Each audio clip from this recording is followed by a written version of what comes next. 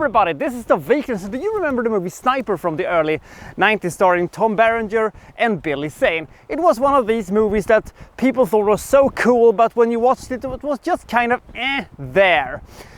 I had totally almost forgotten about, Sniper and the mission they had there when you get to follow the bullets when they went into the victims' brains and all that cool stuff.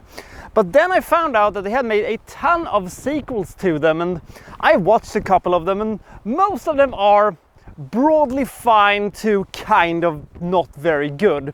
We're going to take a look at today the movie which I think is the least good of the Sniper sequels. I think the best one is actually Assassin's End, mainly because it is a little bit different and a little bit differently structured than the rest of them. This is a very mundane, cheap, uneventful sea action movie, but it has its perks. Unfortunately, most of my complaints are going to be aimed towards the Beckett family because, oh boy, are they boring. Let's find out what this movie is about, shall we? This is Sniper Legacy.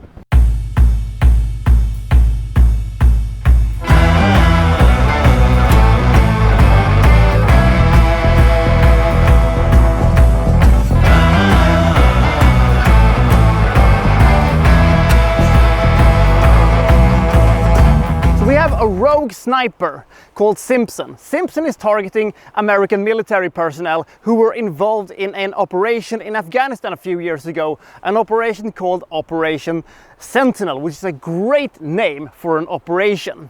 He's also working together with some evil war criminals from Syria who is, doing all kinds of evil stuff like, drug running and kidnapping and, killing small dogs with huge rocks that they probably smell too. His latest target is a colonel, by the way, a really fun character, my favorite character in this entire movie, who is, trying to hunt down these, Syrian war criminals. And he wants, help from Brandon Beckett, the son of Tom Beckett, aka Tom Berenger from the original movies. But Brandon isn't feeling, that he wants to be a sniper anymore. He feels that he's conflicted, whether or not he's on the right side of morality and stuff like that. Is what he does, good for the common man and blah, blah, blah. So he's going to have to be persuaded somehow. And when he finds out that Simpson has killed Tom Berenger off screen somewhere in Rome, he goes after Simpson for that good old sweet revenge thing, together with a bunch of much more interesting characters, because Brandon Beckett is just such a terribly, offensively boring character. I hated him so much. The other characters in this movie was far more entertaining than he was. Tom Berenger, by the way, looks to be as bored as he possibly can, in the few sequences that we're having with him. And we have some decent action sequences. I like the finish in Santorini. That was a fun little finish to the whole thing.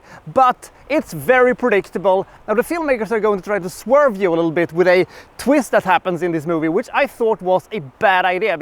Because it was the unpredictable thing to do, but unfortunately it was also the wrong thing to do, because we had built some tension here, and when they did this little thing, they squandered all the tension we could have had in this movie, and all the suspense kind of died, and the movie fully never recovered from it. Now I can say that it was a bold decision what they did, but it was also nothing that benefited the story that they were trying to tell, so I don't think it was a good idea.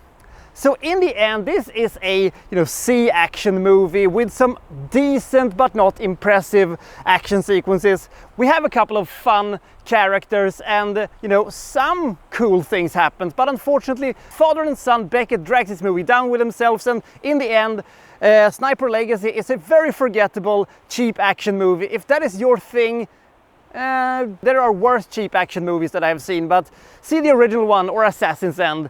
But otherwise you can probably skip this one. Another thing working against this movie is the fact that we basically have two competing storylines.